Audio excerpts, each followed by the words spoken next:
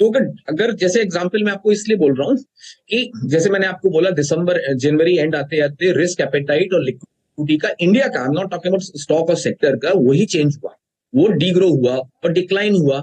तो हमने स्टेप लिए। फंडामेंटल जो डैमेज होगा वो आप लैग के साथ गैर कर पाओगे। जैसे मार्च 2020 में जब कोविड अनफोल्ड हुआ तो सबने बोला फंडामेंटल क्या चेंज हुआ। ओके, नो चेंज तो बहुत कुछ हुआ था, उसका जजमेंट आपको आते आते 6 क्वार्टर और 8 क्वार्टर निकल गए, तब आपको समझ में आया कहाँ स्लो डाउन हुआ, कहाँ इंपैक्ट आया। ओके, तो उस समय तो आपका कोई भी नंबर्स पे अगर हम बात करें कि बैलेंस शीट पे रेवेन्यू पे इमीडिएटली कोई इंपैक्ट नहीं आता है।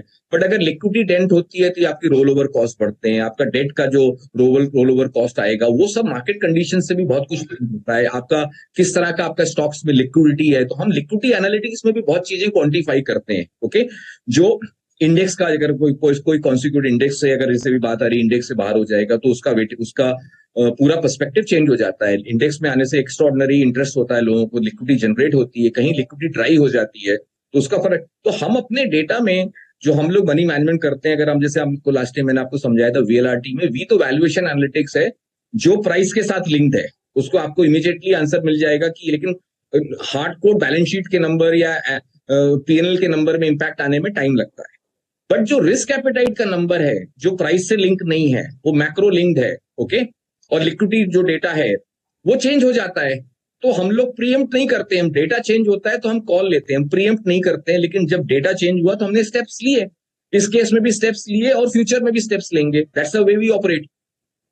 अच्छा, तो बहुत एक्चुअली आपने हिंट तो दे दिया है कि काफी आपने अपना एक्सपोजर प्रूव किया होगा। अब मैं इसमें एक एग्जांपल दे रहा हूं, आप मुझे पता है कि आप स्टॉक स्पेसिफिक नहीं बात करोगे, लेकिन क्वांट इंफ्रा फंड है जैसे, उसमें ऑलमोस्ट 800 करोड़ के एयूएम में आपका ऑलमोस्ट 12% अदानी ग्रुप का था, अंबुजा 6% और 6% पोर्ट। अगर आपने ये बेचा होगा तो फिर क्या अभी कैश में रखा है, क्योंकि इतनी जल्दी आपको उस लेवल के शेयर मिले नहीं होंगे वापस री इन्वेस्ट करने के लिए?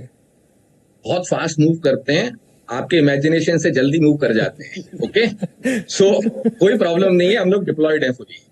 अच्छा, तो पूरा मतलब वो जो पैसा है आपने यहां से निकाल के कहीं और ऑलरेडी लगा दिया है?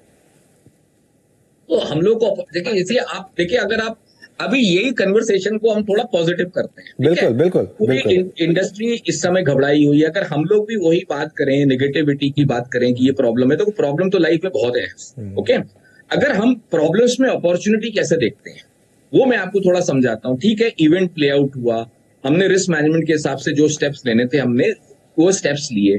अब हम इसको अपॉर्चुनिटी कैसे देखते हैं कि इसके कारण कोलेटरल डैमेज कहाँ हुआ, परसेप्शन वाइज जिसको मैंने बोला नैरेटिव क्या हुआ, बैंकिंग खराब हो गया। ओके, लोगों को लगा कि इनका भी बॉन्ड में बहुत बड़ा एक्सपोजर है, बैंकिंग का इतना है, जबकि वो पूरा कोलेटरल बेस्ड है, बैक्ड है, हमको उसमें घबराहट नहीं लगती। वहां पे मैसिव करेक्शन हुआ। तो अगर हम इसको नंबर्स में कन्वर्ट करें अनुज, कि क्वांट अगर हम कैपिचुलेशन इंडेक्स या क्वांट फियर इंडेक्स देखें बैंकिंग सेक्टर का, तो वो स्पाइक कर गया है। ओके, वो दिसंबर में जैसे एक फॉल आया था तो वहां स्पाइक किया था, उसी लेवल के आसपास आ गया। ओके, तो जब भी कैपिचुलेटिव मूव हमको दिखता है और हमारा क्वांट फियर इंडेक्स बैंकिंग के लिए स्पाइक किया, तो हमने जैसे आपने ये मैंने इसको किस तरह से अपॉर्चुनिटी प्ले किया, हमने इस अपॉर्चुनिटी को प्ले किया प्राइवेट सेक्टर बैंक्स में पार्टिसिपेट करके। ओके, हमारे पास पब्लिक सेक्टर बैंक्स ऑलरेडी है, बैंकिंग सेक्टर में बहुत बड़ी अपॉर्चुनिटी दिखी हमको, एक कैपिचुलेटिव मूव दिखा, तो आपने बोला कहाँ डिप्लॉय कर दिया, तो आपको समझ में आता है कि हम एक सेक्टर को आइडेंटिफाई किया, वहां पे कैपिचुलेशन दिखा, हमने पार्टिसिपेट किया।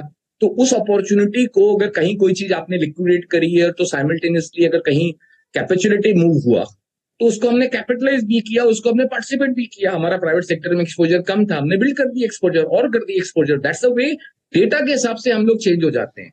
तो कोई इमोशनली अगर एक 10 साल का बच्चा ट्रेड कर सकता